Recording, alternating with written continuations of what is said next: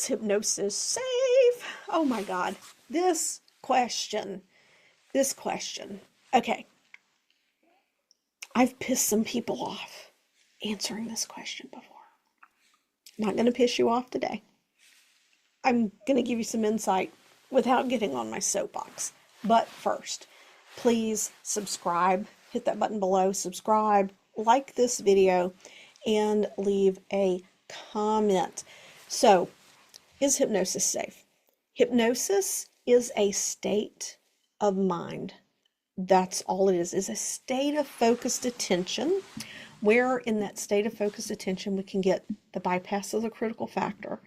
And in professional ethical hypnosis, it allows for the acceptance of selective acceptable suggestions. It's a tongue tie. But when we're in a professional ethical relationship with a client, we get the bypass of the critical factor, and they're basically saying, yes, I want to receive suggestions to be less fearful. Yes, I want suggestions to be more confident. I want suggestions to feel sexy. I want suggestions to be a non-smoker. I'm going to take 30 seconds and say my other piece, and then we're jumping off the subject. There are people who use mentalism and covert hypnosis, who read people very well, who will use hypnosis in unethical ways. And that's just all I'm going to say. It's like a glass of wine. A glass of wine in the hands of someone who is enjoying dinner and likes the pairing of the taste is fine. You put a glass of wine in the hands of an alcoholic, and it's going to be a problem. Okay? It's the person, not hypnosis. Because we go into hypnosis all the time. At least twice a day, we pass through that state as we're drifting off to sleep and as we're waking up. And there are multiple times throughout the day.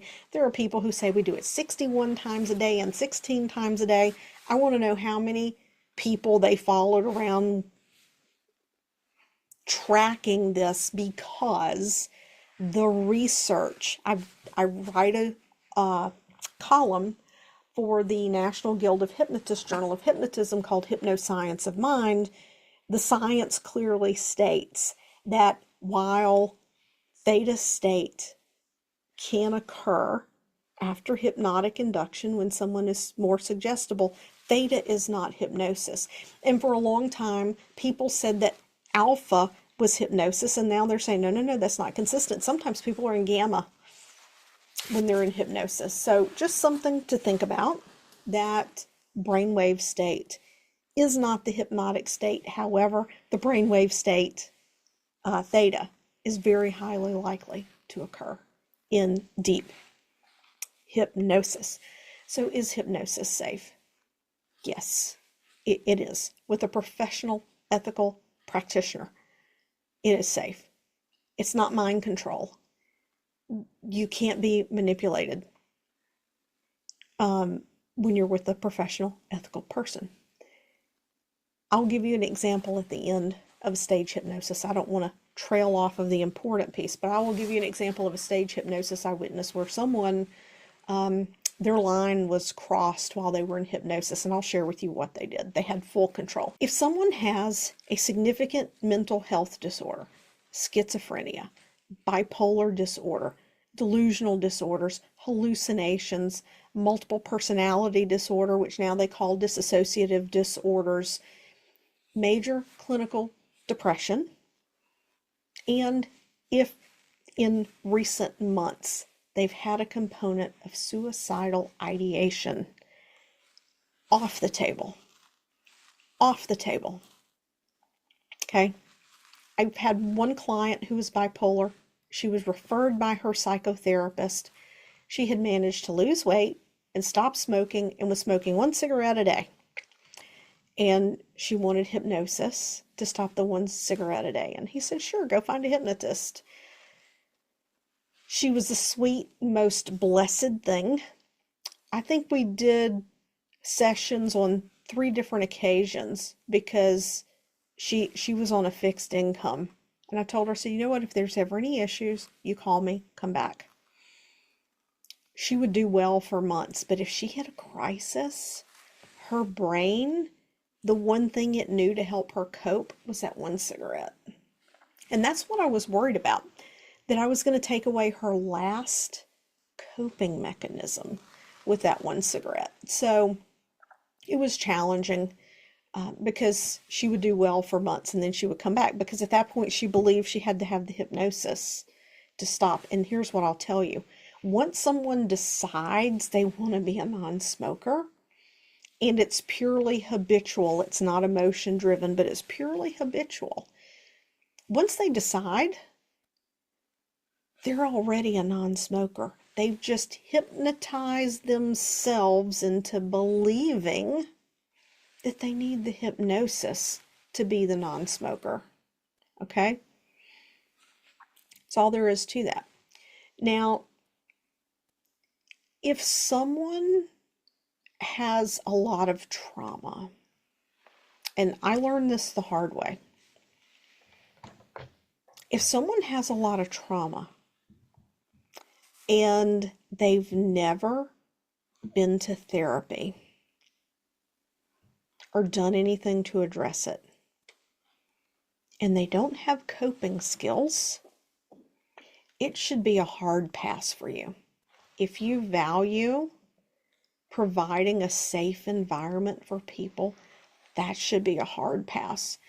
The first time I worked with someone that had a dump truckload of trauma, I was only going to do classical hypnosis. I was not doing any of the deep stuff. There were multiple suicides, deaths, and this person picked up smoking at 7 years of age. I don't remember the other stuff, but those were the things that stood out to me. And so she wanted to stop smoking. But when she walked into my office and I actually saw her, she had trauma written all over her body from head to toe. Bright red, flushed, dry, flaky skin. She looked like she had autoimmune. And there was just a lot going on. And we were doing regular classical hypnosis, and just going into hypnosis, she started itching and scratching, and she couldn't be still, and she was all over the place. And having done directed root cause work and teaching people a self-hypnosis that gently clears things out, I knew that that was her subconscious fighting her every step of the way, because it was afraid of everything coming out. So if someone has a great deal of trauma and it's manifesting as overwhelming physical symptoms in the body, and they push it down and they stuff it down, they've never addressed it with anyone, if you don't have therapy background, even though I know without a doubt hypnosis can help those people, it doesn't mean I'm the person for it. There has to be a level of integrity and the comfort to say, God, I know hypnosis can help. I really want to help you. But, this could cause these feelings to come through and pour through.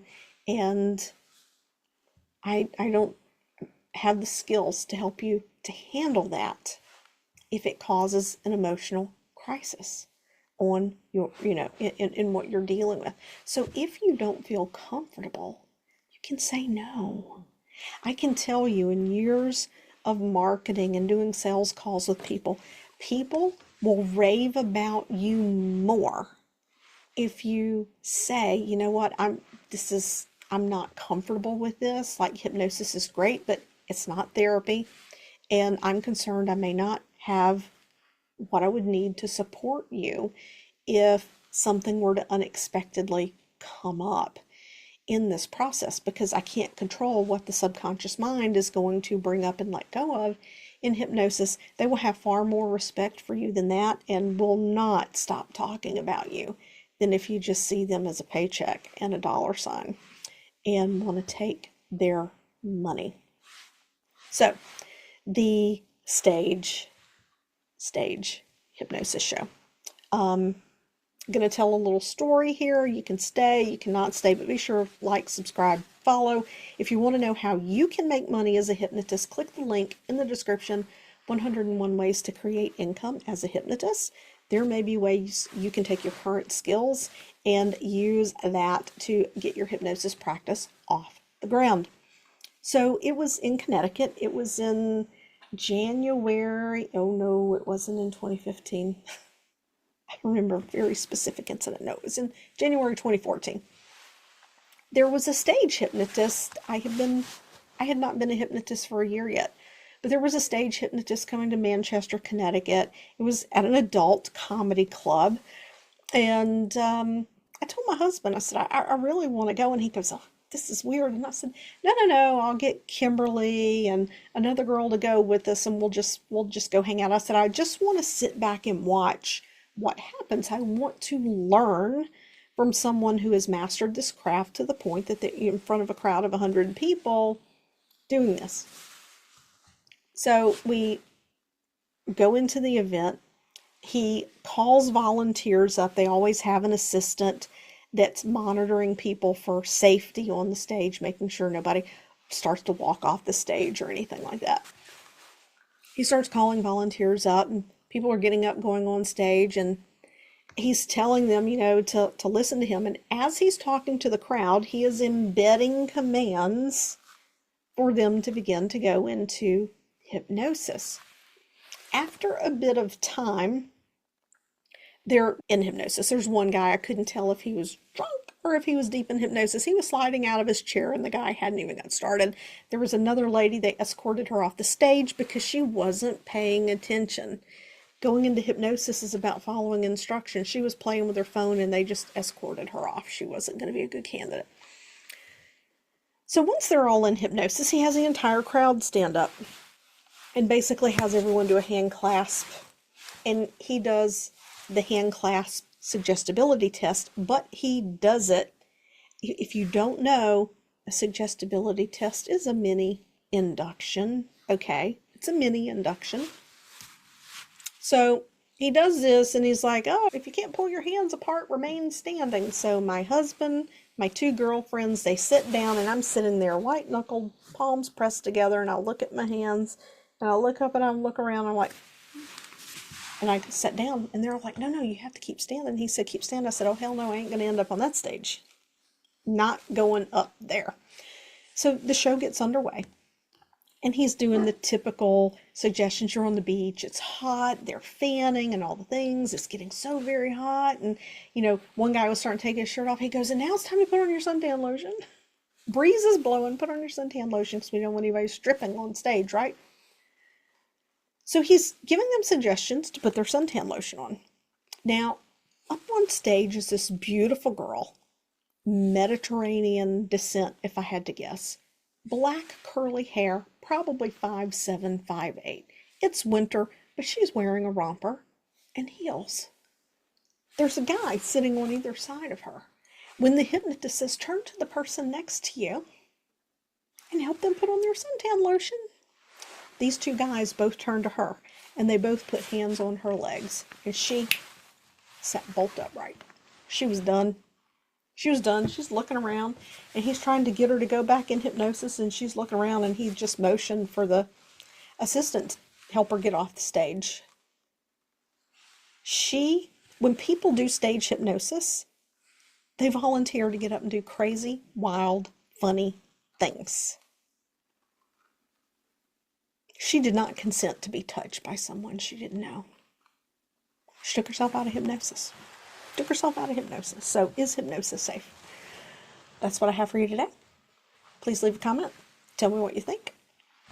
Catch you next time.